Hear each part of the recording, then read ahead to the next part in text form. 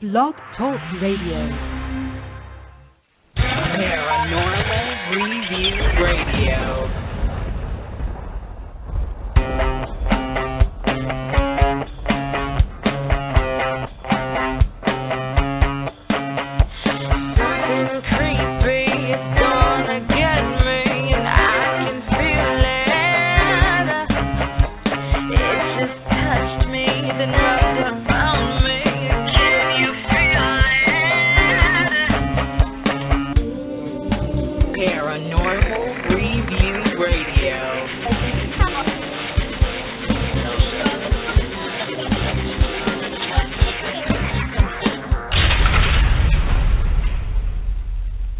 Hello and welcome to Paranormal Review Radio, the only paranormal show on Blog Talk Radio that discusses a variety of topics with facts, opinions, and fun without any commercial interruptions.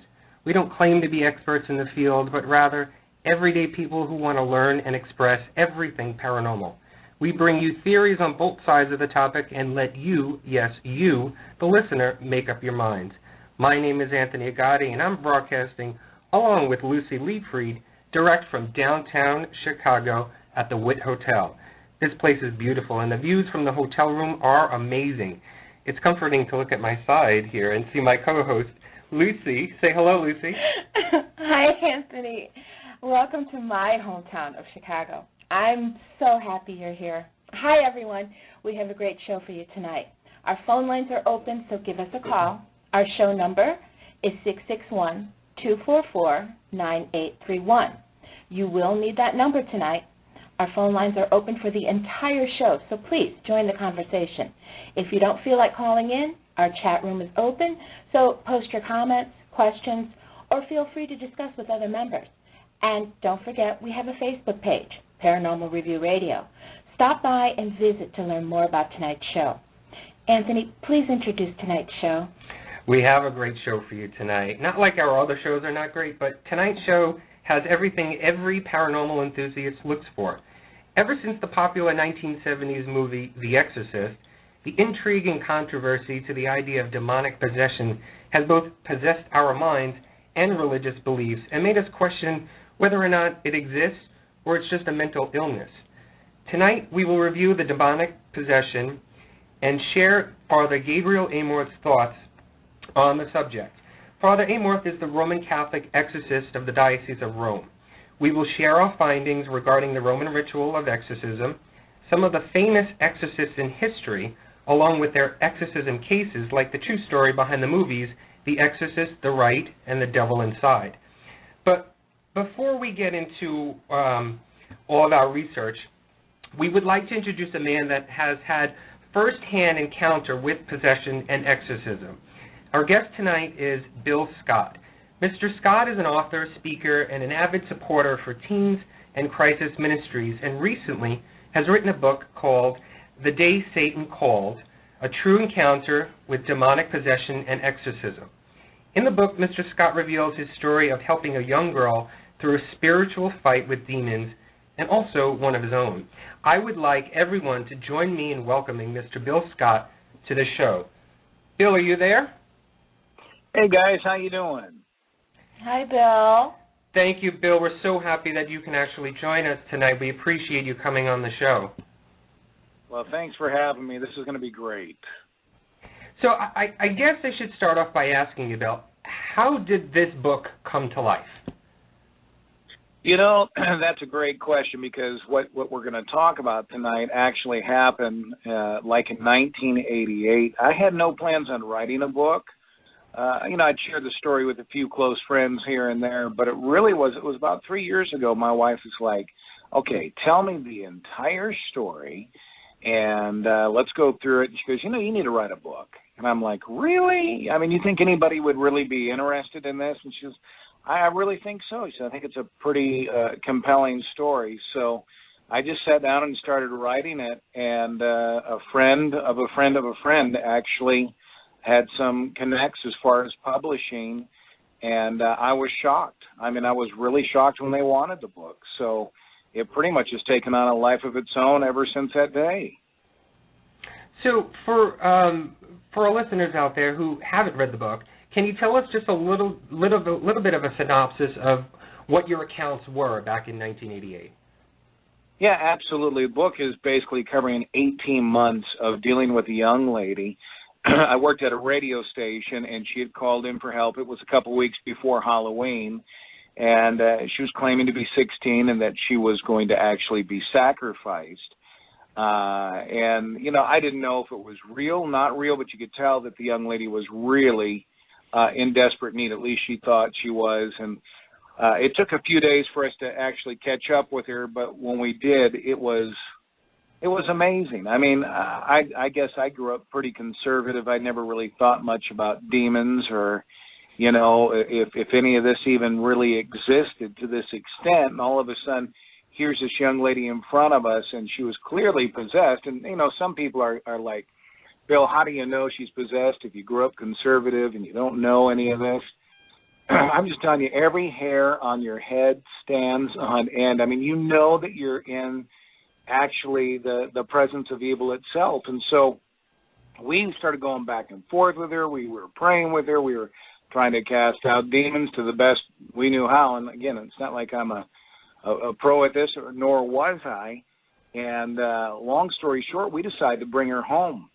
And she said she couldn't return to where she came from. And so we took her home, and we had her for a couple of weeks, and then we got her into a place that we thought might be able to help her out because she was truly traumatized.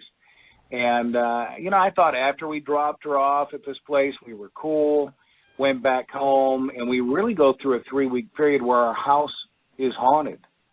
And it's even weird to this day to even say that. Only because I'd never experienced anything like it. But, I mean, you're talking the normal stuff, I guess, when you think of a haunted house, lights on, off, doors slamming, and then eventually interaction with a spirit that was in our house. And I didn't tell people for a while because I thought, they're going to lock me up. Nobody talks about having spirits in their homes, at least none of the group of the people that I hung out with at the time. And we go through 18 months of death threats and people trying to find this girl to get her back, and her just going through a really difficult time, and I'm talking multiple times where we'd interact with her and you could just see that she would become possessed. I mean, you know, you're talking men voices, children kind of voices coming out of her, just very unhuman voices, and watching her face just really begin to change. I mean, you could tell that something had come over her. And matter of fact, I can remember one time, this was towards the end of the 18 months, and we were like, okay, you know, maybe you need to go back to your home where you're from, and maybe you've got some stuff you just need to get rid of that some of these spirits are like attached themselves to, like physical items. I mean, I don't know. And I was working at the radio station at the time, and I started having these like unhuman voices call my lines. I mean, they jam all 10 of my lines at once.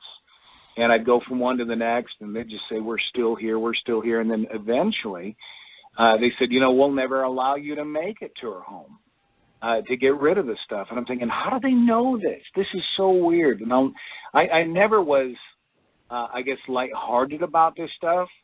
And but one point after I hung up, I looked at a friend and I said, you know, if these things are so bad, bold, and powerful, why don't they just bring the jewelry and whatever it is she needs to destroy here? And the next phone call was, well, your wish is my command. And as I got home that night, I noticed there was jewelry in our garage that were, you know, satanic jewelry tied to something. And the next day, that same demon called and said, you know what? Did you like what I brought you last night? So it was very real for us. I mean, that's crazy, but I mean, it was real for our lives for those 18 months, guys. Now, as you were dealing with this girl and the demons within her, did you ever question whether you would be successful in healing her? Or did you ever have that mindset of actually having to heal her? No, I mean, my heart was, don't give up. I really want to see her healed. I just had to believe that God could conquer this. But, I mean, yeah, there were many times when I'm thinking, okay, we don't seem to be doing well here. She doesn't seem to be, the demons exorcised from her, or there's some sort of revolving door. So there were times I'm thinking, one, I'm way over my head, and two, why isn't she making it to the other side where she can say, hey, I'm free from all these demonic spirits and things that are tormenting me. So, yeah, exactly. There were times I really began to scratch my head wondering if we would be successful or not. Now, you mentioned earlier that you had never really been involved with talks regarding or been surrounded by anything in regards to evil and demons, and yet found yourself actually in the middle of one of the biggest battles of your life. Had you felt afterwards, when this was all said and done, that maybe this was some sort of faith test that God was giving to you? Yeah, I think so. I mean, I've thought about it because I think it's really made me a stronger person in my faith. I mean, I have not dealt with, multiple people over the last 20 years that are possessed. But I think for me it really made my faith more concrete. And I think the reason why is because once you really are in the presence of evil, one, you know how dark it actually is. And there were multiple times I really believe that I saw God intervene when we were either praying for or even my own safety at times. So, yeah, I mean, I think it was a test, and I think it made me a better person at the end of the day as far as my faith being stronger.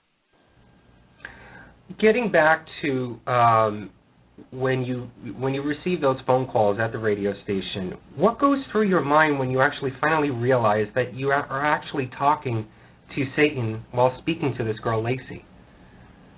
I mean, one, I was scared.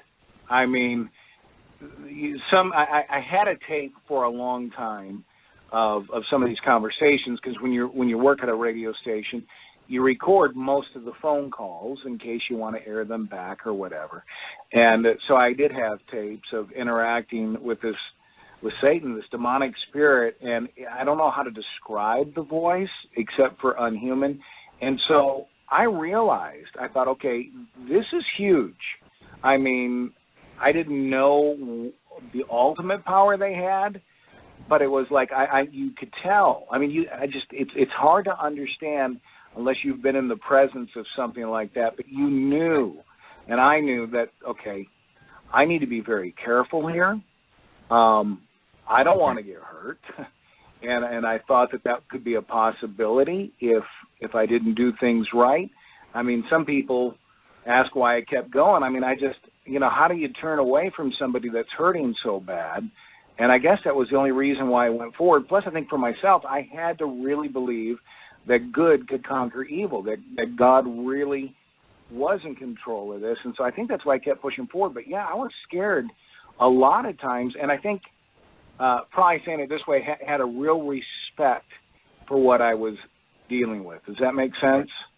Yeah, absolutely. Mm-hmm. Perfect sense. So, Bill, I read your book, The Day Satan Called, earlier this week, and partly to prep myself for tonight's show, but also because I had heard that it was a really good read and sort of a true insight to how an everyday person dealt with the battle of darkness. Now, some people will say, yeah, okay, it's fake. He's just writing a fiction story. Why would you come out after 20 years to tell your story, and what do you say to people who have that reaction? Yeah, I've had some people say, most people usually have had some sort of encounter themselves, and so even if their faith doesn't go real deep, they're like, man, I've had that encounter. But I've had others, and I've even seen it on, some of the different reviews, great story, but I'm going to put it as a fake story. There's no way it's real. This guy is whatever, And, I understand that. And as I was writing this, and I had to read it back a number of times to get the manuscript, free of any kind of errors, there were times I was like, I don't know if I would believe this if it weren't me or a good friend. And I've got good friends that would say, Bill, and they have said this, unbelievable read, and if it wasn't coming from you, I wouldn't believe it because this seems so far-fetched. So you're always going to have people that think, okay, she's got multiple personalities. The lights just happen to come on and off. Maybe there was power surges. You're always going to, I think, have the naysayers. But from what I've seen so far over the last couple months, by far, people are saying, you know, I've had something happen to me where I know it wasn't quite right, and I was involved with evil itself in some way. And it may have been just a one-time deal. I mean, I'm getting letters where people are like, okay, crazy, this happened to me once, I've never shared anything. And as a matter of fact, this is pretty cool. You guys, you read the story. Do you remember I talked about a church secretary? Her name was Susan. Yes. And I'll tell the story for the rest of the people to hear this, because this will really go with the question you asked. Anyway, this is a great story. Yeah, she was, we're at the radio station. She's one of the office managers, and she had come up. She said, I know that you're praying for Lacey on the phone. That's the girl. And before we found her that was needing help, and you could hear demonic spirits talking. And, I'm looking for anybody that can help. And she said, I was involved in witchcraft years ago. I'm not today. I would love to be able to come pray for her. And I'm thinking, well, yeah, hello, that would be great. So we're praying in this small room. Now, you got to understand, this girl is on a speakerphone, right? And nobody talks about Susan. We're in a closed room. We're praying. We're interacting. You hear the girl pleading for help. You hear demonic, demons talking. I mean, it was just the most inhuman voices saying they were going to kill her or us. And in the middle of that, Susan slips into the back of the room, unannounced. She doesn't say a word, okay? And all of a sudden, you hear the speaker sort of go dead, the phone. And then you hear this most demonic voice that said this, Susan, where you been? We've missed you. Okay, at that point, I knew that we were dealing with the real deal. Now, all that to say this, I go to Amazon all the time, right? Now, I've not talked to Susan over the last decade. She didn't even know that I had written a book about the story. We've had no contact. So I go to Amazon to read the reviews, I think it was yesterday, and it says, I was there, and it was Susan. She saw the book this last week, picked it up at the bookstore. She's reading it, realizing what story it is because she was involved, and then hears her name right in the middle of it. And so, I guess to the naysayers, there's eyewitnesses and even Susan's account here. And again, I hadn't talked to her in the last decade. I'm sure she was probably pretty surprised to find she was in a book someplace. But you're always going to have the naysayers, but more people than not have said, I've had some sort of encounter, and I want to share it with you. That's an amazing story.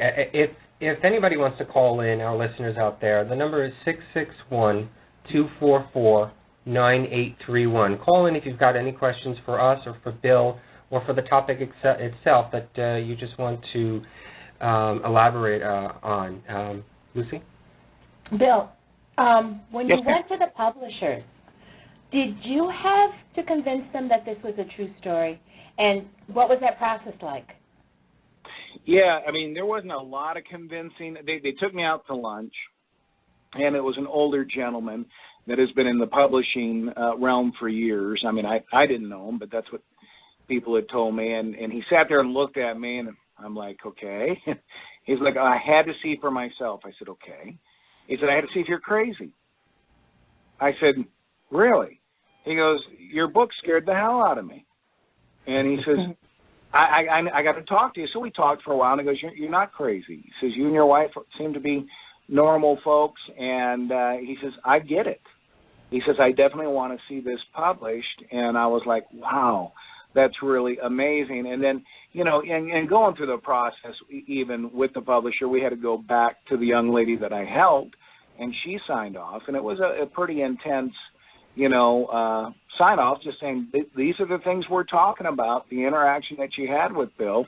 And so we had her sign off, and I think that gave the publisher even some more comfort that, yeah, indeed, this was real. So, reading the book, I mean, it's really, you can visualize everything that's going on. So the one thought that I did have was, how did you and your family deal with these paranormal occurrences inside your home?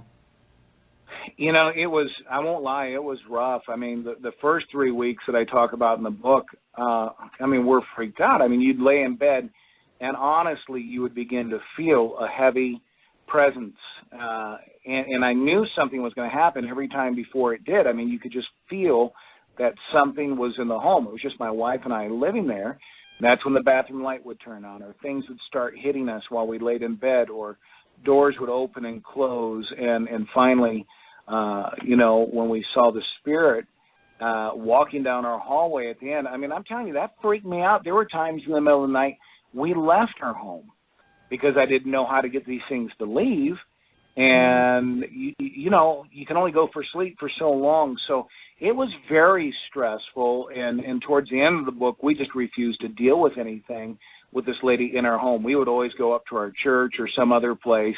But I thought, man, I can't do this in my home. You got to have some place that is sort of your own personal sanctuary, you know? Mm-hmm. Mm-hmm. So going back to the beginning of your story, and the first time you received the call from Roxanne or Lacey, why do you think that she reached out to you in particular for help? You know, I don't know if it was just me or, once we got connected, that one phone call. But I remember I had talked with a pastor at one point in the midst of all this, because we were we were pretty frustrated. And I'll never forget him saying, you know what, because, I was working at a Christian station at the time, and I'd go out and speak sometimes to small churches and things like that. And he goes, I really think Satan's after you, not her. And I'm like, what? He goes, she's been involved in this for years. He said, I really think it's to get you off track and try to pull you down. And, to me at the time, that really made sense. And it was amazing. I found one of her books. I don't know if it was it was probably more like a journal, not a diary. And she actually had a list of names, addresses, and dates. And I really thought that probably that book was full of, more witches, warlocks that were involved in Satanism itself, until I started to call. And then I realized these were people that she had stayed with. Most of them seemed to be ministers in some way, and you saw a lot of destruction, whether it was divorces or it just seemed like there was a whole bunch of things that happened to the few people I talked with. And I started seeing this trend, and I thought, man, I just wonder if she's just out to try to destroy good people. And I don't think she was as an individual, but I think she was being used of Satan to do that. And that's even my belief today. Well, you know what? Going back to what you just said, that possibly that Satan was targeting you. When I was reading the book, and I think I already know the answer to this question, but at any time, did your faith ever waver? Oh, yeah. There were definitely times, because I'm like, especially in the heat of the battle, it's like, okay, I don't think we're winning this. And then your faith begins to waver. And, I think Satan's ultimate battle is not necessarily showing up as a ghost at the end of the bed. It's the battle for your mind to get you to begin to doubt your faith and to throw in the towel. I think that's probably one of the biggest tools. So there were times that I struggled, and I had to really refocus and say, no, this is what I'm dealing with. But, yeah, there was a struggle at times, absolutely. Well, you seem to be here and on the phone with us tonight, and you seem to be in great spirits. Have you spoken to this young lady recently, and is she doing better? She's doing a lot better. I talked to her a couple of times over the last year. Every once in a blue moon, I'll hear from her, and, she's involved in a local church where she lives, and she's gone through a lot of therapy because of the ritual abuse that she had, I think even starting as a young kid. She was sharing with me about a year ago. It started with her dad when she was a kid. So, she's doing a lot better, and it's really cool because I always knew she was a good person. That I never doubted. I just knew that she was possessed, and I knew that she was being taken really for a ride and being tormented. And that's the reason I wanted to help her. So, at the conclusion of your book, you talk about how this 18-month ordeal with the demonic activity had given you the opportunity to see God's awesome power so dramatically. And then you go on to list the 10 spiritual and life lessons that we should follow, which to me is absolutely the best way to end this book. It's miraculous that you survived the ordeal, and to be able to share the lessons learned and how to protect ourselves is a blessing from you. So out of the 10 that you've listed, what one would you say is the most important one that everyone listening tonight should take away with them? Wow, you know what? I think there's a number of things, in the back of the book. And first of all, I wanted to tell you, I wanted to give you the life lessons because I didn't want it just to be a scary story. A lot of people have read it, and it is an intense story, can be scary at times. But I also know there's a lot of people that are looking for some answers. And, I think one of the big things, and I put through the book, I think probably a number of times, is to be careful not to have open doors to allow spirits to come in. I mean, I really began to find in different places throughout the book that when we had some of this lady's jewelry, that it would open up doors to where you'd see some of these demons come in. And I think some people do that and don't even realize it, if that makes sense.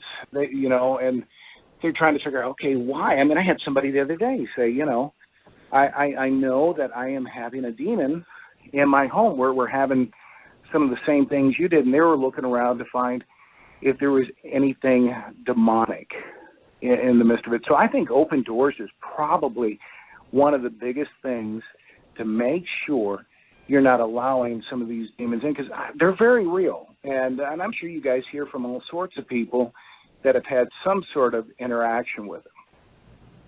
Yeah. Well, Bill, thank you so much. Anthony, do we have any callers in queue that want to speak with Bill? Actually, we don't. I think everybody's a little too afraid to call in. But we want to thank you, Bill, so much for coming on our show tonight. Your story is unbelievable, and I recommend everyone pick up Bill's book, The Day Satan Called, The True Encounter with Demonic Possession and Exorcism. I love this book, Bill. I love the actual the cover, the graphics. Did you have any part in that?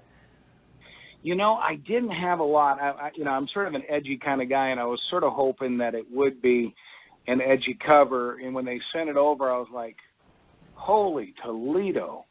I thought, "Yeah, that works. That's pretty edgy." And I remember I writing back going, "Really? Are we sure we want that symbol on there? Is that?" And then they're like, "No, I think this is it." And I was like, "Well, all right. Well, I'm in." And some people like yourselves, have liked it, and some people have given me a little heat for it. Not that I had a whole lot of decision at the end of the day on the cover, but so I think more people have liked it than not. Some people were upset because it had a satanic symbol on it, but I think it's a real eye catcher, so people will see it in the store and go, "You know what? That's something I'd probably like to read." It certainly is a striking cover. When I saw it, it was like, whoa. I mean, it really is. It really is. Well, we have actually one caller on the queue. Area code 717. You're on the air with Bill and Luci and I. Hello. Hello. Yes. Hi. My name's Barb. Hi. Hi. How are you, Barb? Okay. I have a question for Bill. I don't know whether he can answer it or not. I know I've had experiences with demonic forces in and around my home already, and I was curious, does he have any advice for, I feel pretty certain that I have had witchcraft used on my home, and I don't know how to break that. I don't know what to do about that. Boy, that's a great question, and hopefully I got a couple of things for you. I'll tell you what we did, because we were dealing with witchcraft and things were coming against us in our home, and had a lot of things, just a lot of activity, so that we knew that we weren't the only ones in the home, which I know that you can relate to. people from our church, I remember they said, you know what, we want to come over and pray through your home and really just cleanse your home of any of these demons. Well, okay. I mean, at that point, I'm open to just about anything.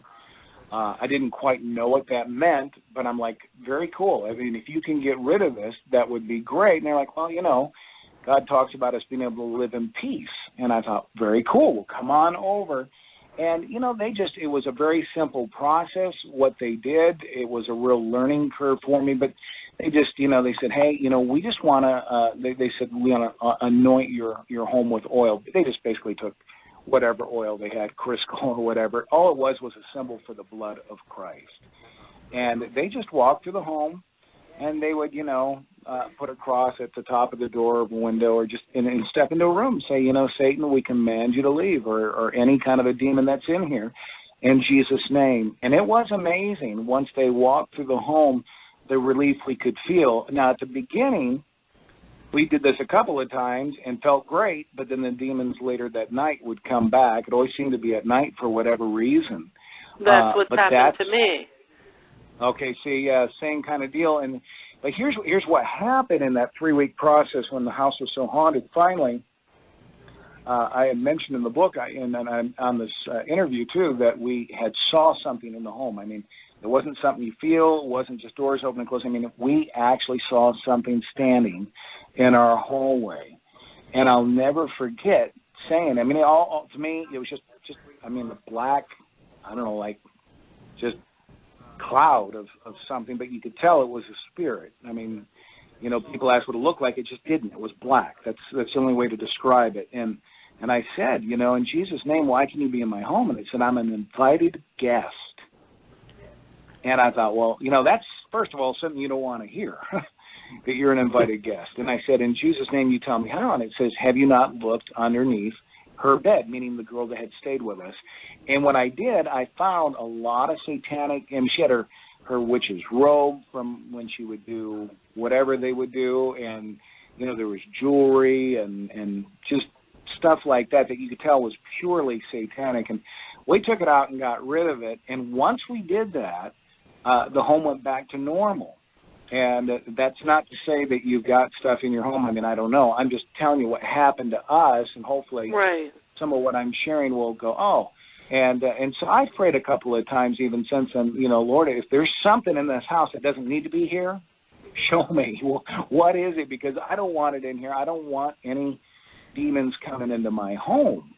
And but I would encourage you to go through and pray, or have a couple of friends over that go to church and say, hey, you know, would you just pray through the house with me, and so we can get the peace back in? Because, you know, I really don't think you have to live with things going bump in the middle of the night, and I definitely know there's nothing more miserable than things going bump in the middle of the night when you actually can feel that you're not alone.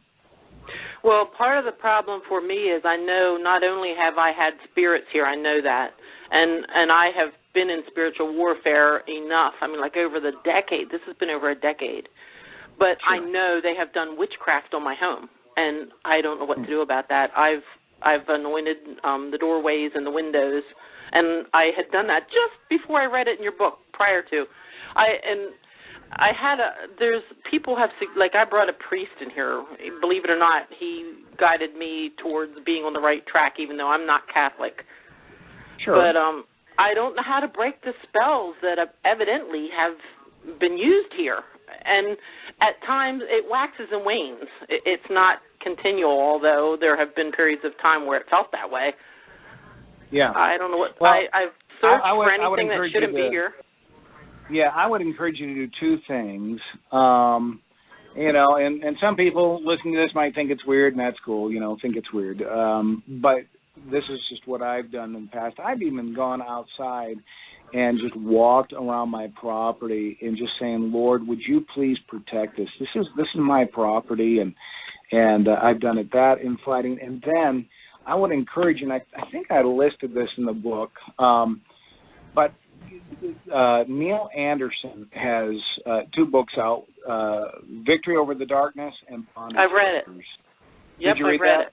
Yep. Okay, good. That's some good stuff. I mean, I think it gives you some good points. You know, And then the last thing, and I, especially during the time in the book, every night when I went to bed, and you probably do this, but, you know, I would just pray, Lord, you know, I just bind any kind of spirits that would try to come in this home in Jesus' name, or break any form of witchcraft coming against us in Jesus' name. And I'm telling you what, that became a prayer that we prayed every single day. Sometimes it probably happened more than just once. Probably happened multiple times, because when we were in the intensity of it, it's just like, man, we've got to have something to break, exactly how you're talking right now. Yeah, and Bill, you can correct me if I'm wrong, but Barb, I think there really isn't a surefire way to quote unquote get rid of any of this. I think it's just a matter of continually practicing your faith and professing your faith in and around your home, like Bill was just saying. It's just a continuous thing. I mean, Bill went through 18 months of his ordeal. I mean, there's just no time frame that you can put on this. It's just, you just have to keep up with what you're continuing to do and what the elders in your church or your faith are asking you to do. Yeah, and find some other people to agree with you in prayer. You know, I mean, the Bible says there's definitely power in a number of people praying. And if you even want to go to our Facebook page, which is The Day Satan Called, feel free to ask people to pray for you. There's tons of people on there that will agree with you. Maybe you just need some more folks actually standing with you so you're not standing alone. I agree, and my church is very weak in this area. They don't preach it. They don't exercise it. When I mention it, everybody sort of hush-hushes it.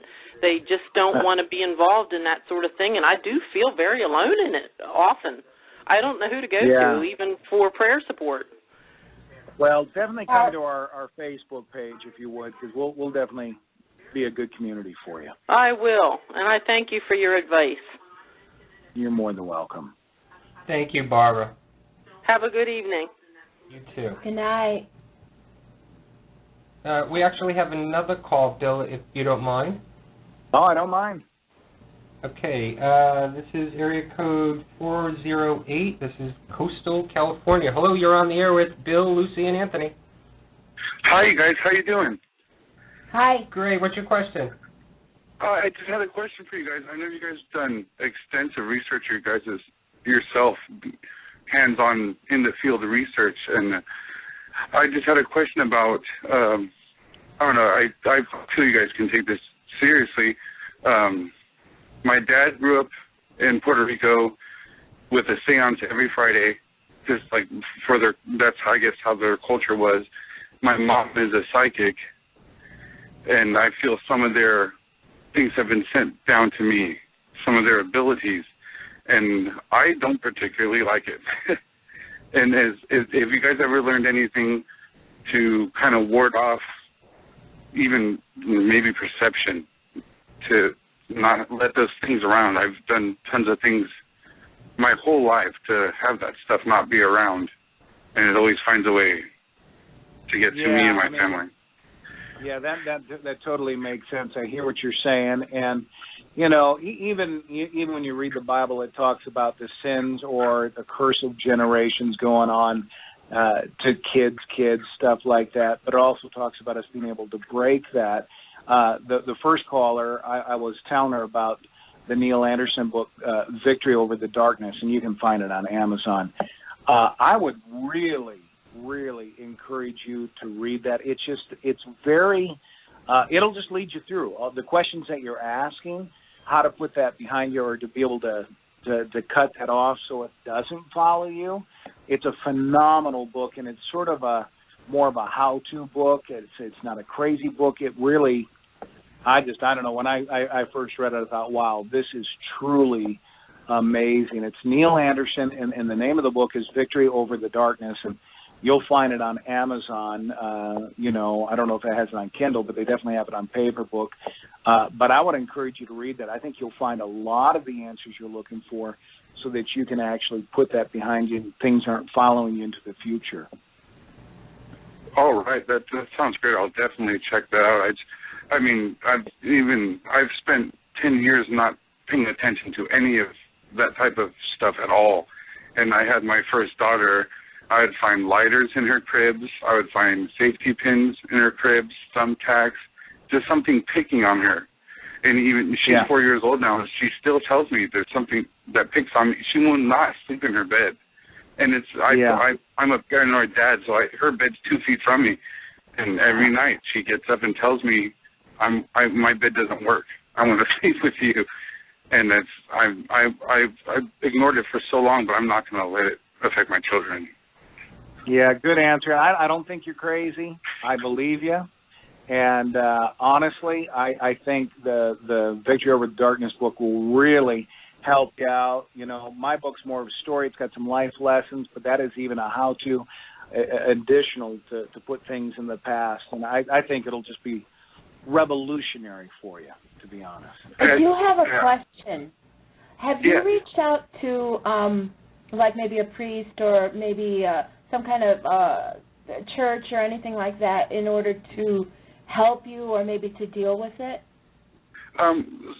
With my dad growing up, with all the stuff he witnessed, with all the seances and all that stuff, he was pretty much like the Indiana Jones of religion. I grew up with a library of the Quran, the Mormon Bible, Jehovah's Witness Bible, New Testament, Old Testament, because it pretty much scared the crap out of him his whole life.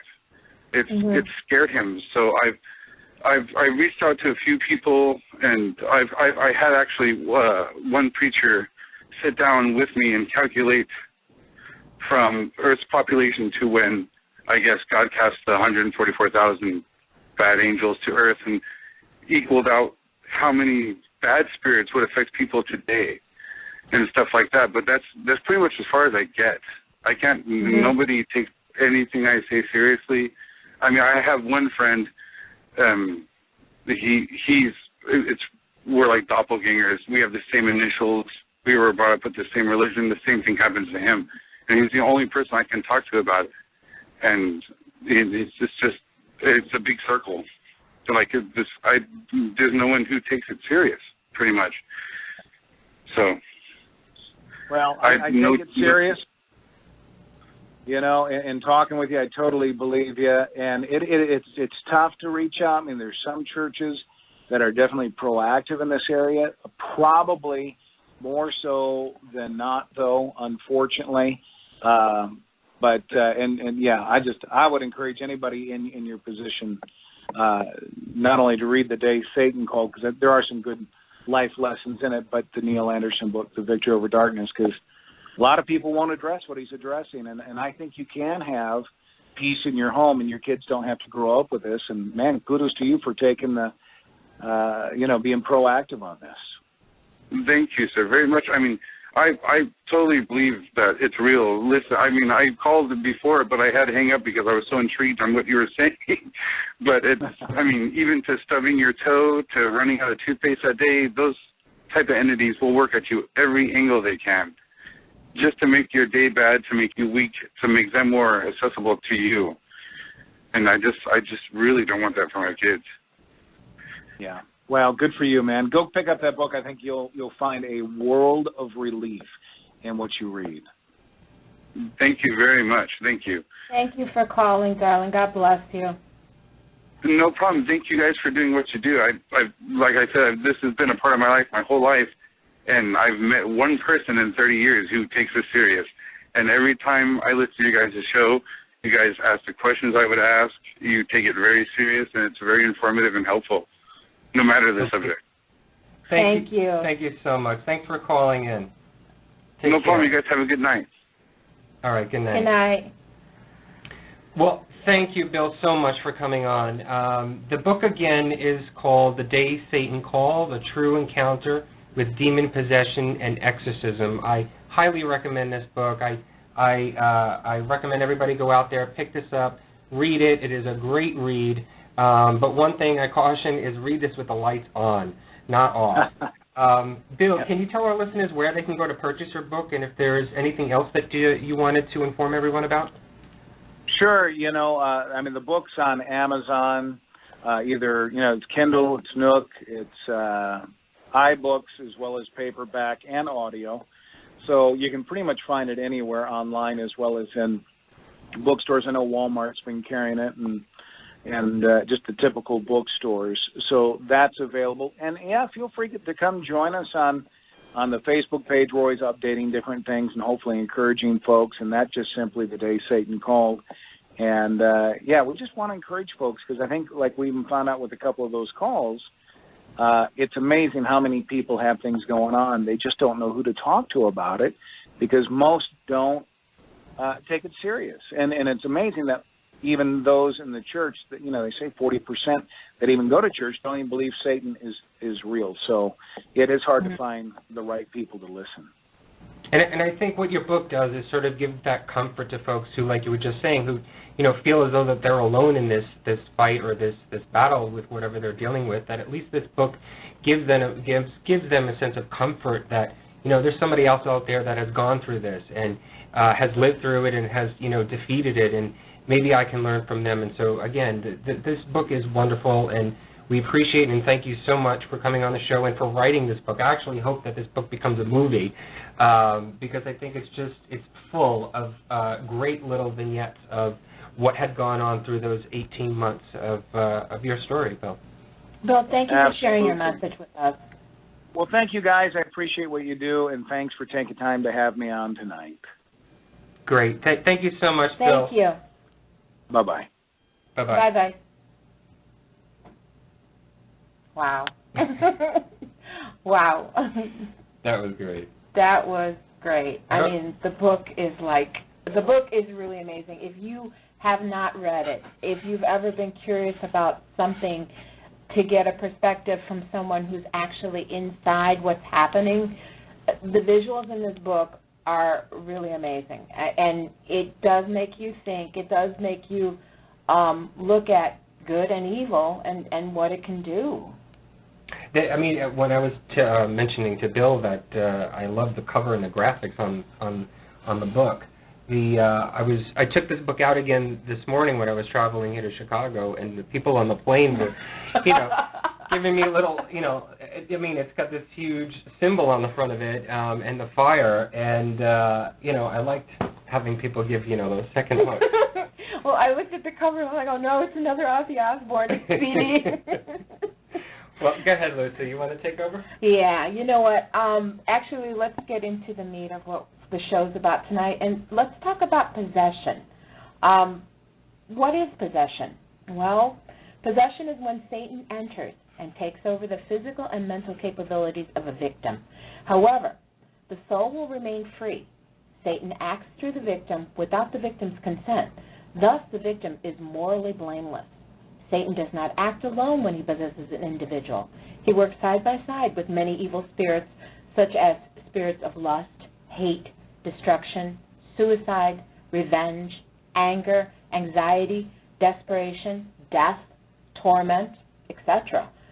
Such an example is found in Luke 8:30. The case of the possessed man in the territory of the Gerasenes. Then Jesus asked him, "What is your name?" He replied, "Legion," because many demons had entered him. Today, a more favorable climate exists for cases of possession and obsession than ever before. Our world has become a playground of pornography, sex, money, material possessions, drugs, and alcohol. There are so many instruments to spread these satanic messages, such as television, internet, radio, music, and even the clothing we wear. Thus, our children are exposed to a multitude of temptations and are wide open to evil. The predominant gods of this age we live in include money, television, music, and sex. Unfortunately, the cure, exorcism, is considered an ancient ritual, and it's snubbed by most religions, leaving many victims to suffer indescribable torments, and in some instances, even suicide. I'm going to read to you the symptoms of possession as represented in the Roman ritual of exorcism. In most cases, a victim will have one or more of the traits listed. The victim speaks or understands unknown languages without ever studying the language being spoken or heard. The victim clearly knows things that are distant or hidden. The victim can predict future events, sometimes even through dreams. The victim has an intense hatred for holy things. The victim shows a physical strength far above his age or normal condition. Now, I found these interesting definitions regarding the activities while under demonic possession very interesting. What I'm about to read is from Father Gabriel Amorth's second book, and it's called An Exorcist, More Stories. Father Amorth's book is published by Ignatius and released in the year 2002. Father Amorth, for those of you who are not familiar, is an Italian Roman Catholic priest and an exorcist of the Diocese of Rome who claims to have cleansed tens of thousands of people of evil spirits. Okay, so here's what he outlines and describes as the activities. External pain deals strictly with physical suffering. Now, this would include beatings, scourging, and injuries caused by inexplicable pushing, falling objects, and so on, that we read about in the lives of many saints, such as the Curé of Ars, St. Paul of the Cross, and Padre Pio. These occurrences are not as rare as we may think, and the demon's activity is usually confined to the external activity. Internal activity, if any, is only temporary and limited to the duration of a particular disturbance. Diabolic possession is the gravest form of demonic activity, which allows the continuing presence of a demon in a human body. The evil symptoms do not have to be continuous, but can alternate between periods of crisis and periods of rest.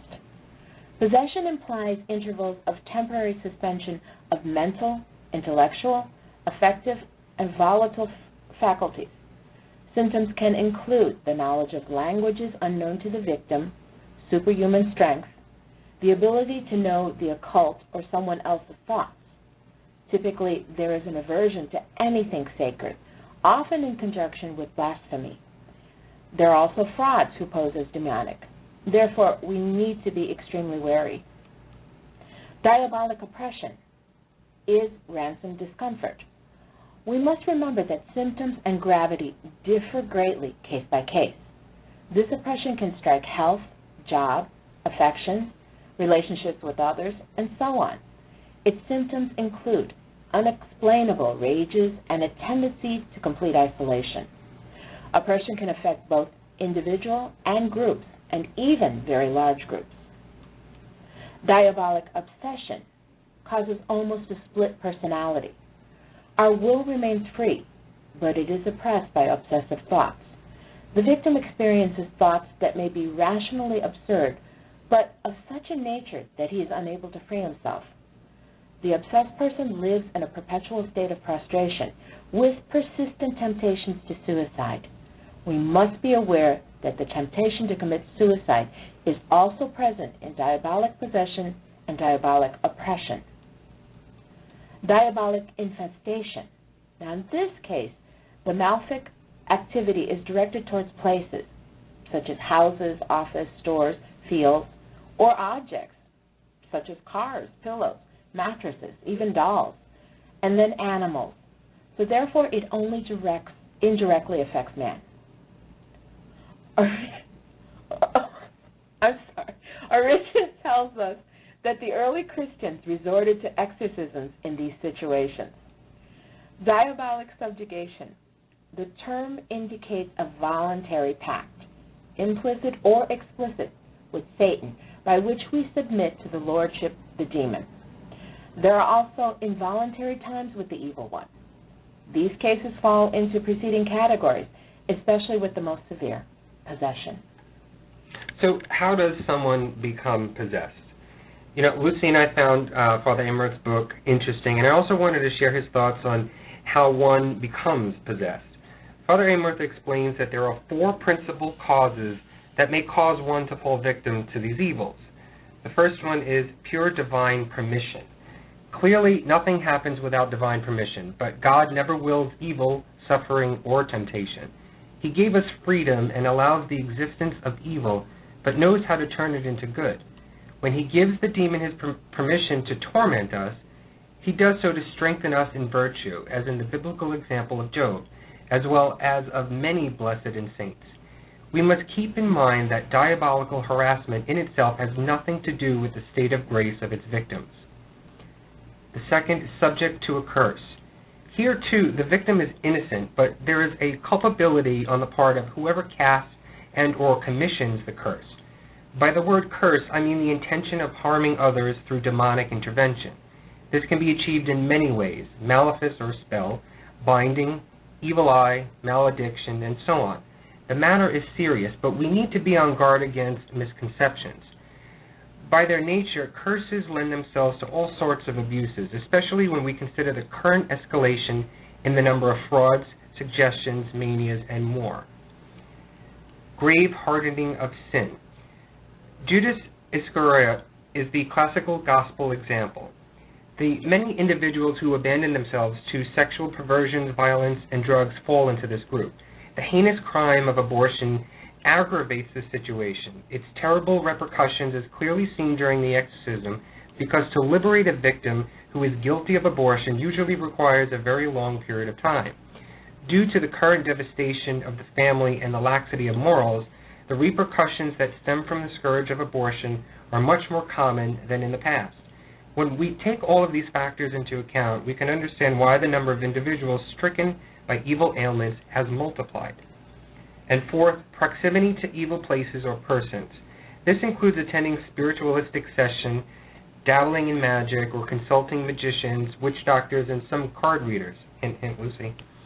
Also, practicing the occult, belonging to satanic sects, or practicing in rites that climax with black masses and so on, put us at great risk. So, who can perform an exorcism? In the early church, according to the early church fathers, the casting out of demons was widely accepted, and exorcism could be performed by anyone. Why then this practice changed? It has been found that in the severe cases, if the one who is casting out the demons is not experienced or grounded in faith and does not have sufficient spiritual protection, it can be harmful for both the victim and the so-called exorcist. We find in Matthew 17:20-21 a case in which the apostles could not cast out a demon from the epileptic demoness.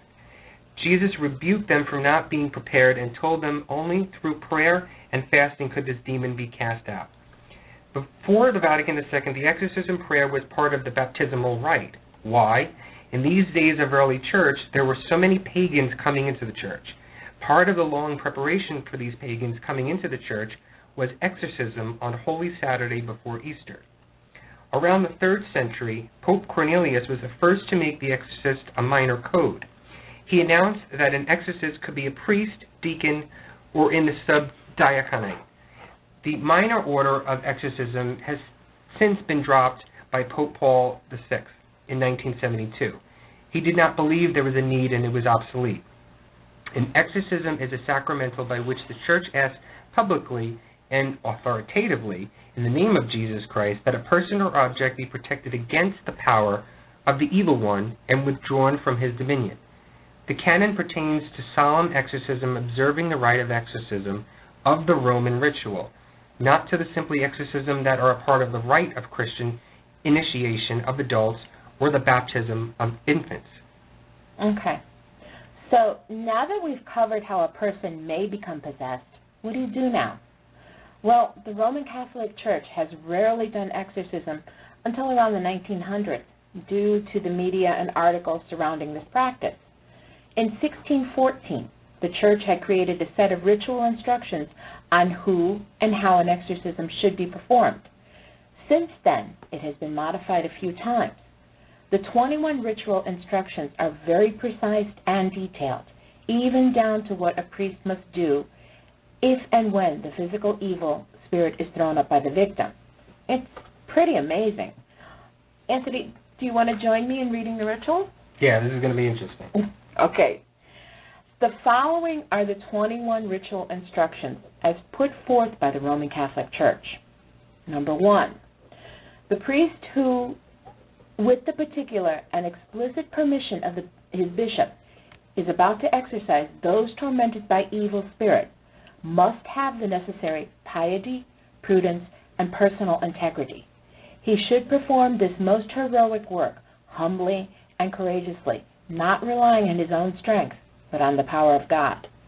He must have no greed for material benefit. Besides, he should be of mature age and be respected as a virtuous person. To perform his task correctly, this is the second one. To perform his task correctly, he should be acquainted with the many practical writings of approved authors on the subject of exorcism. These are omitted here for the sake of brevity. He should, in addition, carefully observe the following few rules, which are of major importance. Number 3, above all, he must not easily believe that someone is possessed by evil spirits. He must be thoroughly acquainted with those signs by which he can distinguish the possessed person from those who suffer from a physical illness. The signs of possession by evil spirit are of a peculiar genre. Among others, when the subject speaks unknown languages with many words or understands unknown languages, when he clearly knows about things that are distant or hidden, when he shows a physical strength far above his age or normal conditions. These manifestations, together with others of the same kind, are major indications. Number 4, to be all the surer, the exorcist should interrogate the subject after 1 or 2 exorcism addresses, asking him what he feels in his spirit or in his body. In this way, also, he will find out what words disturb evil spirit more than others, and thus he can repeat such words and have a greater effect on the evil spirit. Number 5, let the exorcist note for himself the tricks and deceits which evil spirits use in order to lead him astray, for they are accustomed to answering falsely. They manifest themselves only under pressure, in the hope that the exorcist will get tired and desist from pressuring them. Or they make it appear that the subject of exorcism is not possessed at all. Number 6, sometimes evil spirits betray its presence and then goes into hiding. It appears to have left the body of the possessed free from all molestations, so that the possessed thinks he is completely rid of it, but the exorcist should not, for all that, desist until he sees the signs of liberation. Number 7, sometimes also evil spirit throws up every possible obstacle in order to stop the possessed from submitting to exorcism, or it tries to persuade him that his afflictions are quite natural. Sometimes during exorcism, it gets the possessed to go to sleep, or it shows him some vision, but it hides itself, so the possessed appears to be freed from it. Number 8, some evil spirits reveal an occult spell and by whom it was made, and the way in which it could be loosened, but the exorcist must be aware of having recourse in such matters to witches or warlocks or sorcerers, or to any others beyond church ministers, and let him not rely on any superstitious practice or any other illicit method. Number 9, sometimes evil spirit leaves the possessed in peace and even allows him to receive Holy Communion, so that it seems to have gone away. In some, innumerable are the stratagems and deceit which evil spirit uses in order to deceive men. The exorcist must practice caution in order not to be deceived by any of them. Number 10, he must remember, therefore, that our Lord said that there are species of evil spirits which cannot be expelled except by prayer and fasting. Let him make sure that he and others follow the example of the Holy Fathers and make us of those 2 principal means of obtaining divine help and of repelling evil spirit. Number 11, if it is convenient, the possessed can be exorcised in a church or some other religious and appropriate place apart from the public eye. If the subject is ill, or if there is any other good reason, he can be exorcised in a private house. Number 12, the possessed must be encouraged to pray to God, to fast, and to get spiritual strength from the sacraments of confession and Holy Communion, if he enjoys mental and physical health. Number 13, the possessed should hold a crucifix in his hands, or have it in front of him. Wherever available, the relics of the saints can be placed on his chest or on his head. They should be appropriately and safely covered. But let care be taken that these holy things are not treated irreverently and damaged by evil spirits. The Holy Eucharist should not be placed on the head or anywhere on the body of the possessed. There is danger that it will be treated irreverently. The exorcist must not make great speeches or put superfluous questions out of vain curiosity, especially about future events and hidden matters which have nothing to do with his work. He should command the unclean spirit to keep silent and only to respond to what is asked of it, and he must give no credence to evil spirit if it claims to be the soul of some saint or of the dead person or to be the good of an angel. Number 15, Questions he must ask the possessing evil spirit are, for example, the number and name of possessing spirits, when they entered the possessed, why they entered him, and other questions of the same kind. Let the exorcist restrain the other vanities, mockeries, and foolishness of evil spirits. He should treat them with contempt, and he should admonish those who are present, who should be few in number, not to take any notice of what evil spirit says and not to put any questions to the possessed. Let them pray humbly and fervently to God for the deliverance of the possessed. Number 16, the exorcist should perform and read the exorcism with command, authority, great faith, humility, and fervor. And when he sees that the possessing spirit is being tortured mightily, he should multiply all these efforts at pressuring it. Whenever he sees some sort of possessed person's body moving or pierced or some swelling appearing, let him make the sign of the cross and sprinkle holy water. Number 17, let him pay attention also to the words and expression which disturb evil spirit most, and repeat them very often. And when he arrives at the point of expulsion, let him pronounce that expulsion again and again, always increasing the punishment. And if he sees that he's succeeding, let him persevere until he is finally victorious. Number 18, let the exorcist beware not to offer any medicine to the possessed or suggest any to him. All this he should leave to the medical doctors. Number 19, if he is exorcising a woman, he should have with him a reputable woman who will hold the possessed when she is tormented and shaken by evil spirits. Such women should be of great patience and belong to the family of the possessed. The exorcist must be mindful of scandal and avoid doing or saying anything which would provoke ill for him or for others. Number 20, during exorcism, the exorcist should use the words of the Bible rather than his own or somebody else's. Also, he should command evil spirit to state whether it is kept within the possessed because of some magical spell or sorcerer's symbol or some cult documents. For the exorcism to succeed, the possessed must surrender them.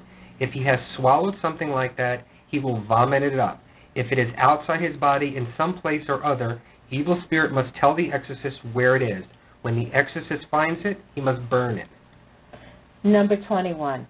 If the possessed person is freed from evil spirits, he should be advised to be diligent in avoiding sinful actions and thoughts.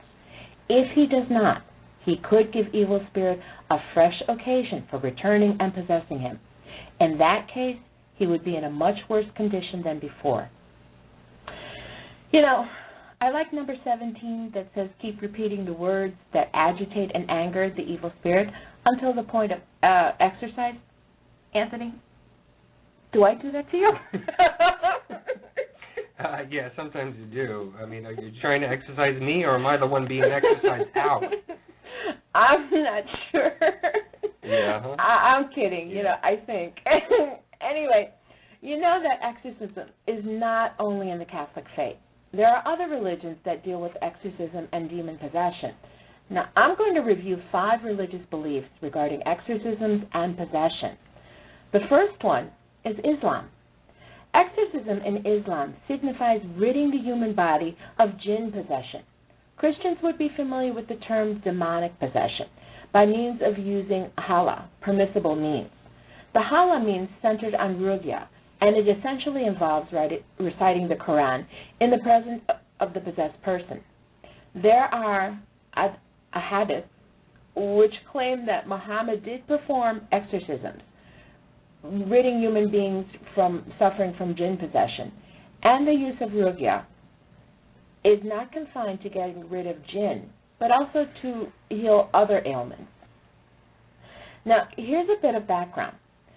The jinn, along with human beings, are one of 2 accountable creations that will have to render an account of their life on the Day of Judgment.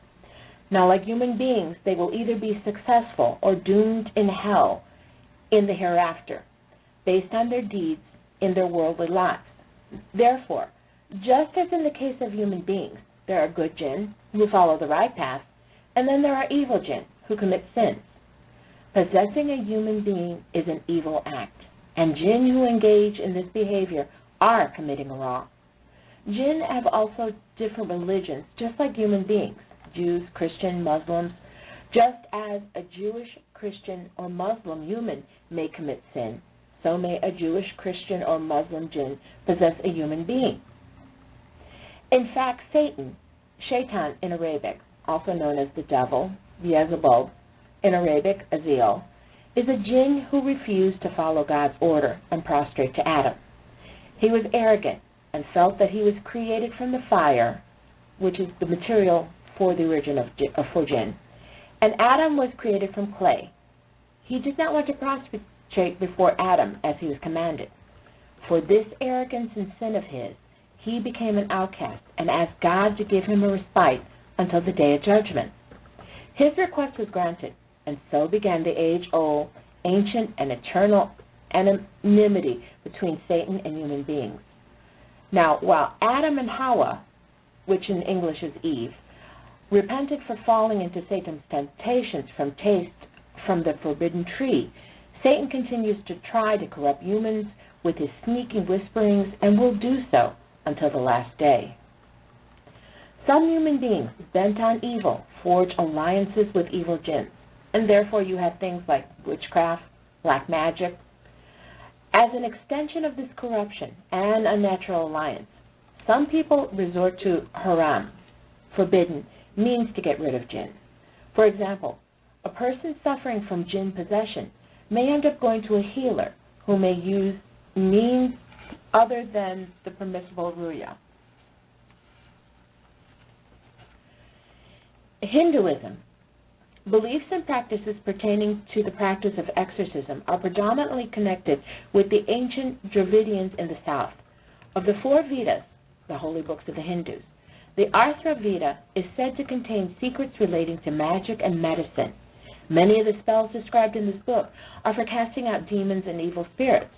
These beliefs are particularly strong and practiced in West Bengal, Orissa, and southern states like Kerala. The basic means of exorcism are the mantra and the yanja, used both in Vedic and Tantric traditions. Vaishnava traditions also employ recitation of the names of the Narashima and reading scriptures, notably the Bhagavad Purana aloud. According to the Gita Mahatma of Pada Purana, reading the 3rd, 7th, and 8th chapter of the Bhagavad Gita and mentally offering the result to a departed person helps them get released from their ghostly situation. Kirtan, continuous playing of mantras, keeping scriptures and holy pictures, especially of Narashima, in the house, burning incense offered during a puja, sprinkling water from holy rivers, and blowing conchs used in puja are other effective practices. Next is Scientology. Now, Scientology believes that the foreign beings known as the body thetans have clustered themselves around a person and caused them confusion. It is the goal of Scientology to remove these beings from a person. On a Scientology advanced level OT3, body tethans are exorcised using a complicated technique. Body thethan exorcism with a simpler technique is visited on advanced levels. OT5, also known as New Era Dianetics for operating tethans, after these levels, which are used to accomplish other goals as well, not just an exorcism for body tethans, you are supposed to be free of the BT's influence. Judaism. One of the best-known Judaic rituals recited in Judaism rabbinical literature dating from the 1st century AD concerns the Diabolic, or an evil or doomed spirit, which possesses a victim and causes mental illness and a personality change. The Diabolic is expelled through the victim's small toe, and then it is either redeemed or sent to hell. Spirit exorcism in Judaism, in most respects, resembles demonic exorcism in other cultures. There are many of the same elements present, determining the name of the spirit, discerning its purpose in possessing the victim, then using both biblical and church educations to expel the Diabolic, often with the employment of ritual objects, shofar, telphin, Torah scrolls, even amulets, and rites. candle lighting, fumigation, often with noxious substances. Most distinctive of the Jewish approach is its philosophic underpinning, that the dead can possess rather than just haunt the living. Because of this, unlike the Christian rites, the exorcism is seen as doubly therapeutic, ideally both for the victim and the ghostly assailant should be healed. Since we are dealing with the soul here, the goal is in effect a tikkun, a rectification for the malevolent dead. Finally, we have Buddhism. A large number of Buddhist exorcists work in Japan.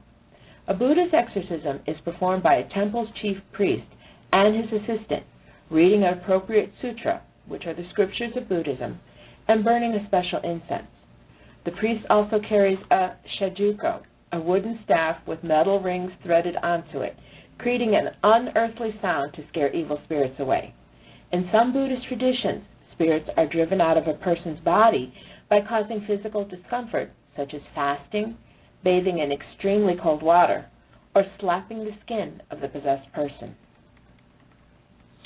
This next area that I'm going to talk about actually has been brought up in the chat room tonight. So, Luci, what about the theory that demonic possession is nothing but a serious mental or medical disorder of the mind and nothing to do with demons and religion?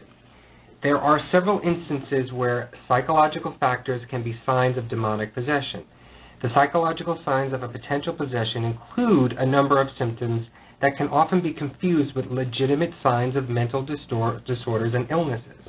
It will be up to the demonologist to assess every situation on a case-by-case basis to determine whether or not the symptoms someone is displaying are related to a mental disorder or if the symptoms are legitimate signs of demonic possession. When in doubt, a psychological evaluation is recommended whenever possible so that the mental illness can be ruled out of the equation. Common psychological indications of possession include, but are not limited to, alterations to one's social behaviors and activities, noticeable or striking changes in one's behaviors and personality, and the presence of sleep difficulties or continual sleep disturbances. Possessed individuals may sometimes behave in violent ways, and the violence can occur even without any type of provocation. Supernatural events are common signs of demonic possession and occur around the individual that is demonically possessed as well. Such events should be verified by scientific investigative means if it is at all possible to do so. In addition, eyewitness testimony can prove amazingly helpful in determining whether or not the symptoms an individual is exhibiting are paranormally related or not, or if the events are indeed indicative of a possession. Additional signs of demonic possession include the appearance of polyglossia, xenoglossia, polyglossic vocals, procrastination, cosololia, retrocognition, the extensive use of profanities, aversions to objects considered religiously sacred, confusion, and amnesia. A possessed individual may also have auditory or olfactory responses produced from unidentified sources. A quick view of some of the symptoms associated with possession immediately reveal that several of the symptoms, including the use of excessive profanities, auditory experiences, and unexplained olfactory responses, are also signs of various mental conditions requiring professional treatment. There are a number of physical manifestations that can be associated with possessions as well. All symptoms should be viewed and considered together before demonologists can deem someone as possessed and needing spiritually related assistance. Again, it should be duly noted that many of the psychological indications of possession are considered seriously gray areas, areas that can also be affiliated with mental illness requiring treatment from a qualified professional. When in doubt on any instance, it is better for the suspected victim to be completely evaluated so that he or she can be treated for any mental disturbances, if present, with the utmost immediacy. There are several instances where psychological factors can be signs of demonic possession. The psychological signs of potential possession include a number of symptoms that can often be confused with legitimate signs of mental disorders and illnesses. It will be up to the demonologist to assess every situation on a case-by-case basis. Common psychological indications of possession include, but are not limited to, alterations in one's social behavior and activities, noticeably or striking changes in one's behavior and personality, and the presence of sleep difficulties or continual sleep disturbances. Anthony, I want to discuss the who's of exorcists. We found 3 top leading exorcists that have either been practicing for a long time and have performed thousands of cases or have been influences for major motion pictures. The first one is Father John Gabriel Amorth.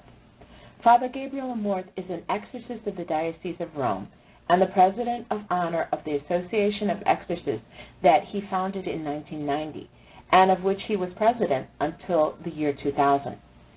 Amorth was born in Modena, Emilia. He was ordained a Roman Catholic priest in 1954 and became an official exorcist in June 1986 under the tutelage of Candido Amanti.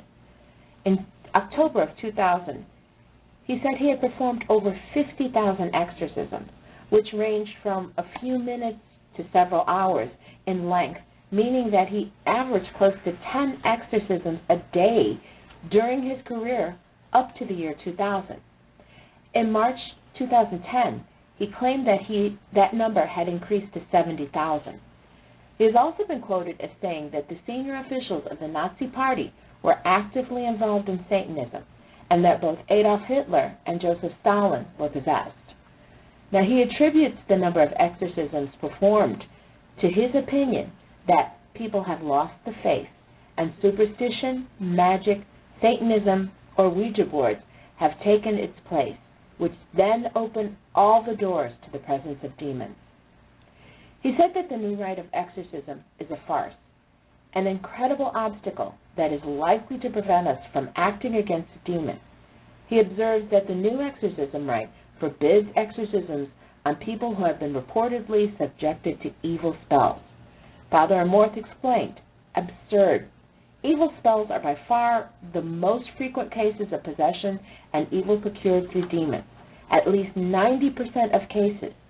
It is as good as telling exorcists that they can no longer perform exorcisms. Now, he also noted that solemnly declares one should not carry exorcisms if one is not certain of the presence of the devil. He considers the new rite a blunt weapon. Efficacious prayers that have been in existence for 12 centuries, were suppressed and replaced by new ineffective prayers. The second exorcist that we found is Reverend Bob Larson. Reverend Bob Larson claims to be the world's leading exorcist and the foremost expert on the occult, and supernatural phenomena, which opens the man up to speculation and condemnation amongst the non-believers of the world. Some call him a fraud, others call him Savior. Believe in his powers or not, he will beat down a demon like Mike Tyson, and he has saved the lives of many, helping to push the Word of God through numerous TV appearances, self-published books, and live sermons for more than 20 years. At first glance, this might sound like a gimmick, a viral nod at getting attention for the movie The Devil Inside, but the Reverend Bob Larson is a real man. His superpowers in the world of the damned have proven to be true, and he is not a fraud or a marketing trick. He was brought onto the horror film The Devil Inside to authenticate the demonic possessions held within its framework. He claims this movie stands as the truest fictionalized account of a real exorcism seen to date. Though he has a few problems with the movie, he believes that it is important work that serves as a warning sign in these dark and desperate times, as that hand counts down the clock to our impending apocalypse. Finally, we have Father Gary Thomas. Father Gary Thomas, the subject of Matt Baglio's book, The Rite, Making of a Modern Exorcist, which is the inspiration for Mike Hallstrom's film, The Rite, that opened in theaters on January 28, 2011. Father Thomas also served as a consultant for the film. Father Thomas became certified to practice exorcisms after completing 40 hours of study at the Vatican's Athenaeum Pontificatum. How do you say that? Pontificatum. Thank you. Regina How do you say that? Apostolorum. In Rome. Just as the case with the young woman in the film, Thomas says that 80% of the people who have come to him have been physically or sexually abused. Every time he's called about a person who might be possessed, he asks what kind of help the individual already has received. If he agrees to a meeting, he sits with the person for an interview about how the demonic attachment began and asks questions about the family history. A lot of times it is a mental health issue, he acknowledges. If Thomas determines that the person has a demonic attachment, he has a number of methods to set free him or her before resorting to an exorcism. You never try that first, Thomas says. You use other means of protection, sacraments, prayer, the Eucharist. What you want the person to do is say the demon is not welcome, it is not wanted, so go away. The person cooperates by staying close to God through prayer and through the sacraments. Luci, before we go further, you mentioned, is it true that Father Gabriel Amorth performed 70,000 exorcisms? He claimed that in an interview. He claimed it himself. I mean, that would mean, actually, that he would have had to perform like 8 exorcisms a day. I'm not sure he has the math correct on that. I agree. Plus, one more thing to add about Father Amorth. He also believes that yoga and Harry Potter, to name a few, contribute to one's possession by the devil. Yoga. Maybe it has something to do with the downward-facing dog pose. I don't know. Let's look at some historical true cases of possession and exorcism. I don't think any of these people were watching Harry Potter when they became victims. All right, the first case, and I'm sure everybody's heard of this one, is of Robbie Mannheim.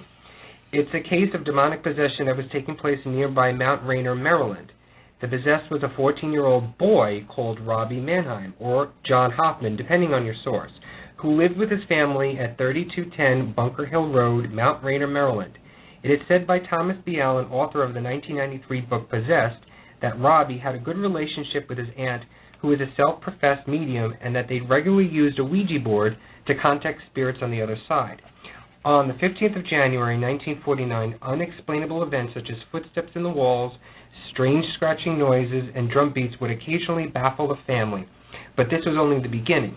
11 days later, Robbie's aunt unexpectedly died in St. Louis, and Robbie immediately tried contacting her through his Ouija board. Over the next few weeks, Robbie's bedroom was a haven for a series of strange noises.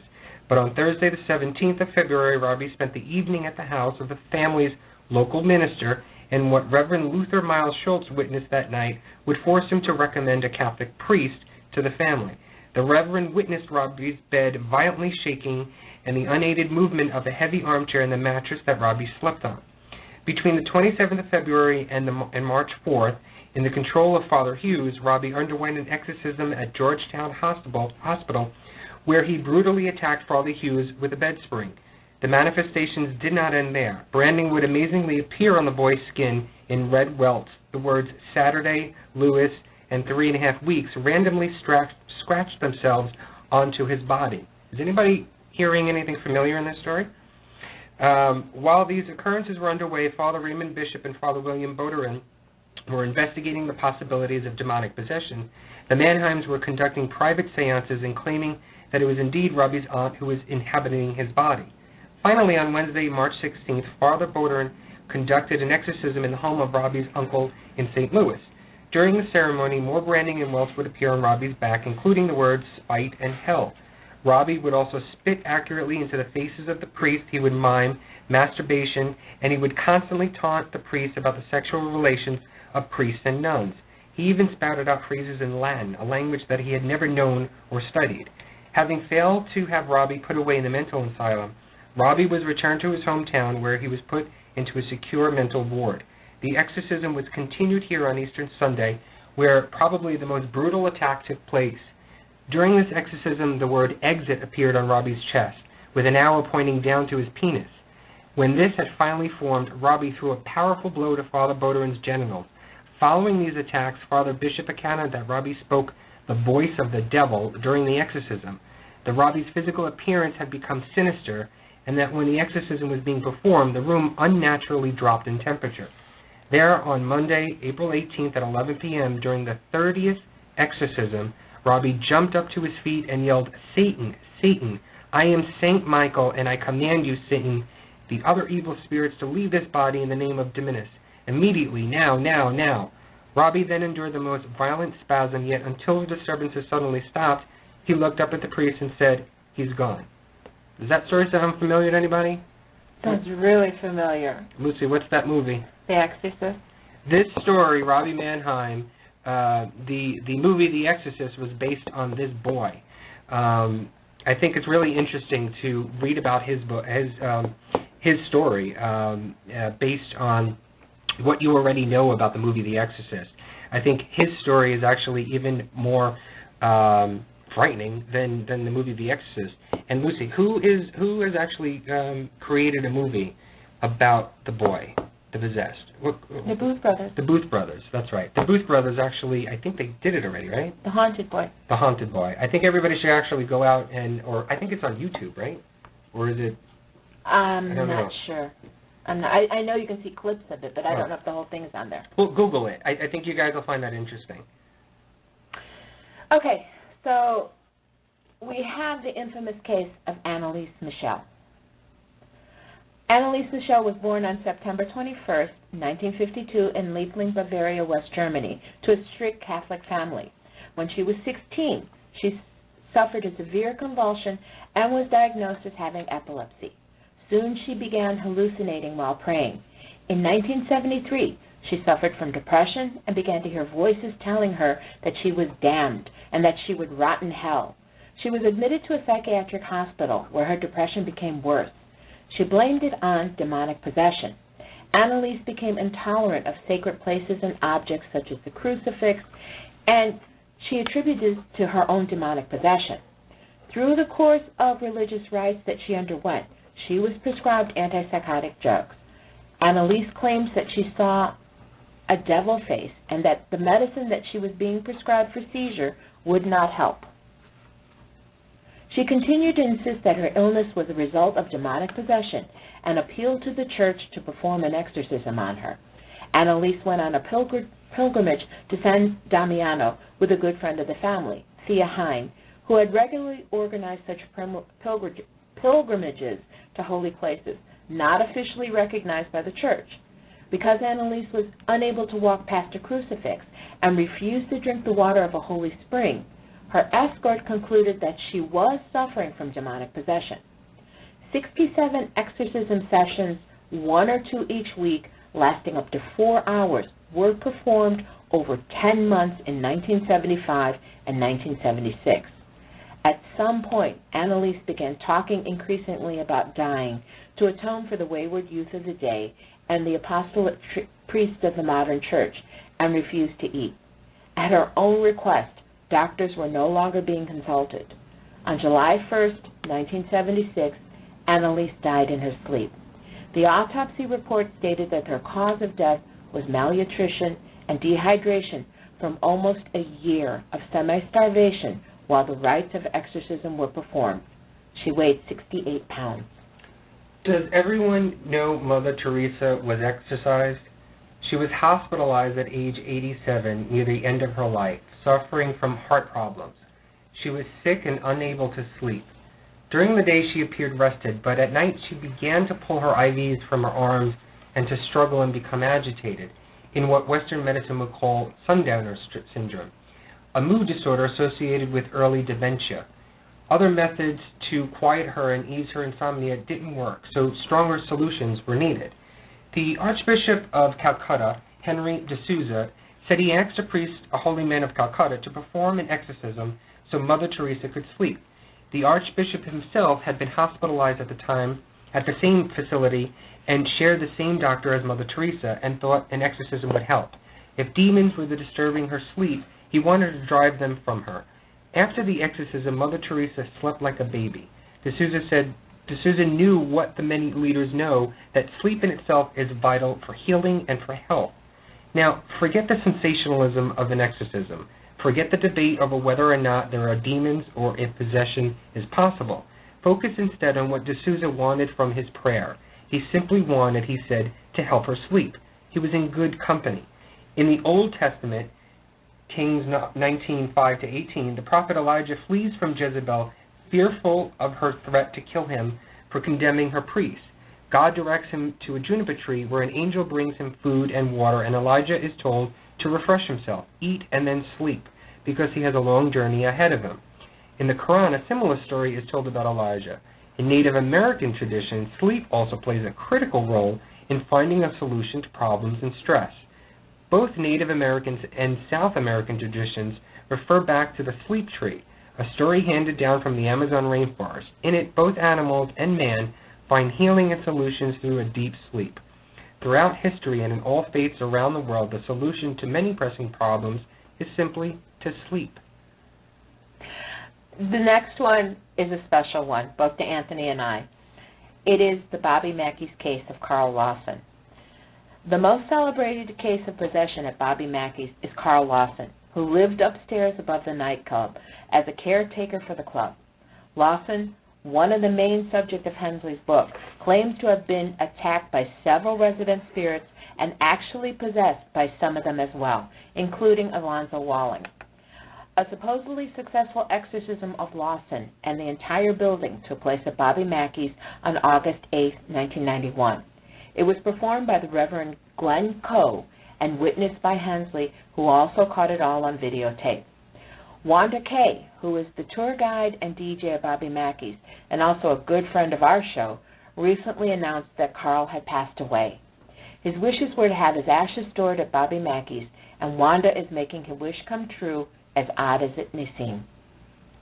Now, although the procedure of exorcism is not performed frequently, the question that should immediately occur to most freethinkers is why in an era of relative scientific sophistication this ritual is ever done, and what is the Church's motivation for encouraging interest in this ritual that logic says should have been abandoned centuries ago? There are multiple possible explanations for the increased interest in exorcism by the hierarchy of the Church and its members. The first one, interest has been wedded by Hollywood. Of course, exorcism has been a staple of fright films, most notably the 1973 film The Exorcist. Reports of successful procedures on famous people tend to give them credence. Like, what else is new? For example, Mother Teresa allegedly underwent an exorcism, like I just mentioned before. Number 3, Reverend Richard Vega, president of the National Federation of Priest Councils, an organization for American priests, said that there could be a rising demand for exorcism because of the influx of Hispanic and African Catholics to the U.S. He noted that people from these cultures were more attuned to the supernatural. Another reason for an increased interest in exorcism could be Pope Benedict XVI's call for a return to traditional rituals and practices. But the really fundamental reason behind it all is stated unambiguously well by R. Scott Appleby, professor of American Catholic history at the University of Notre Dame. He's a longtime observer of the bishops. In referring to the 2009 training program in Baltimore, and this is the training program for the priests that the Pope had set up, he stated, what they're trying to do in restoring exorcism is to strengthen and enhance what seems to be lost in the Church, which is the sense that the Church is not like any other institution. It is supernatural, and the key players in that are the hierarchy and the priests who can be given the faculties of exorcism. It's a strategy for saying we are not the Federal Reserve and we are not the World Council of Churches. We deal with angels and demons. Wow.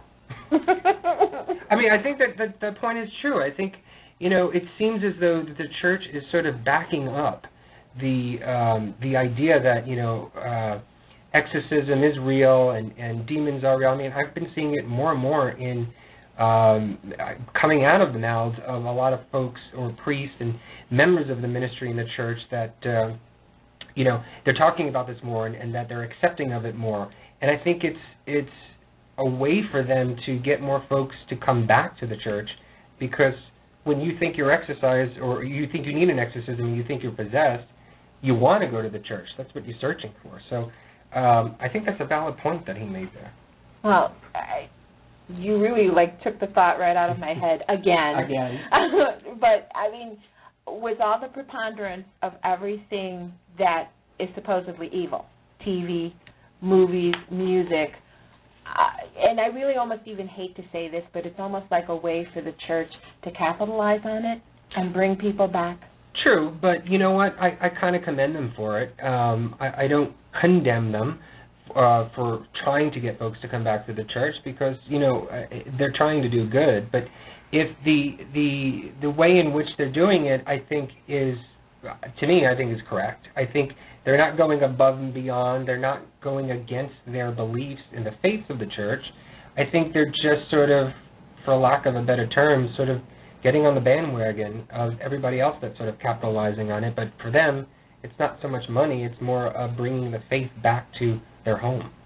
Well, regardless of their intentions, I think it's good. It's got a good result. If it brings people back, then I'm all for it. I think so too. I mean, even with, and you can attest to this, Luci, that doing paranormal research, paranormal investigating, that I've noticed a difference in the way that I look at my faith now that I'm a paranormal investigator and I've done it for years. It sort of gives you that comfort, and that the way to protect and to have safety and surround yourself with that when going into haunted locations and doing what we do, I think it sort of helped me look at my faith a little bit differently than I did 5-10 years ago. It's definitely strengthened mine. I think that I mean, it's all for the best, I think. I don't take anything hard as far as what the church is trying to do to get folks to come back, and with the Pope's new indication of trying to go back to traditional rituals and going back to the way it was in the 1700s and 1600s. I commend him for it. He's trying something new. So let's get into. Oh, actually, we have a caller. Let's pick this caller up. This is area code 585. Hello, you're on the air with Anthony and Luci. Hello? I guess they're not there. Did we possess you? Hello? All right, let's hang up. Okay.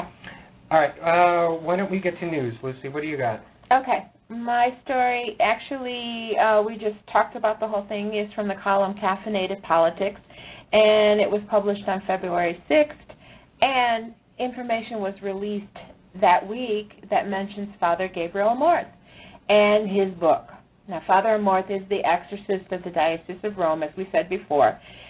His new book is called The Last Exorcist, My Fight Against Satan.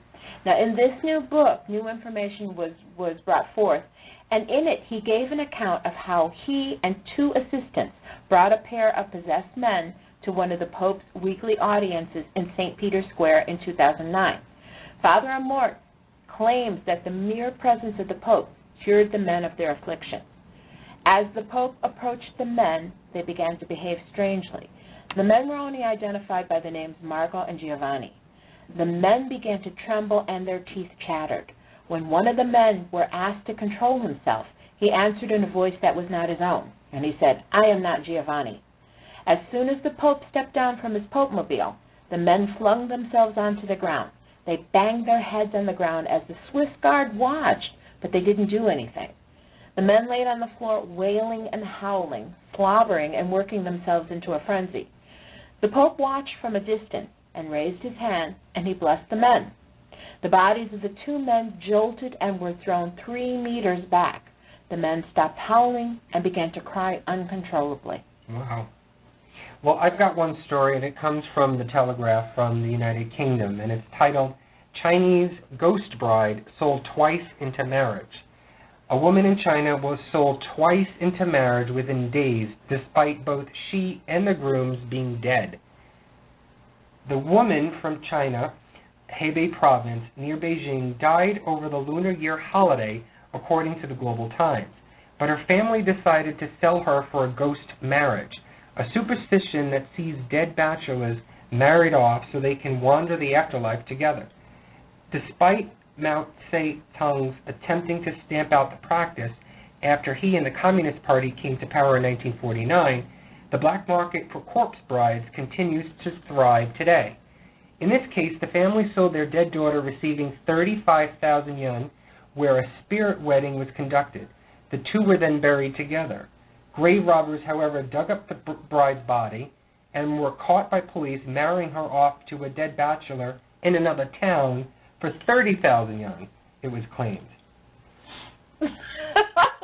Oh, sorry, that's funny. I guess, you have to get married in death as in life. But there's some women who are alive and can't get married.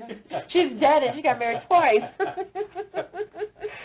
All right, so here's where we promote and highlight fellow paranormal investigators from around the world. We've already mentioned groups from the West Coast, East Coast, and all over.